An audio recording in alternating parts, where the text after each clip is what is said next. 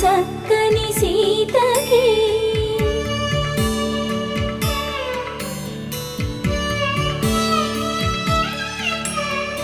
ఎర్ర జాబిలి చేయి రాముడేడని అడుగుతుంటే చూడలేదని పెదవి చెప్పే చెప్పలేమని కనులు చెప్పే నల్ల పూసైన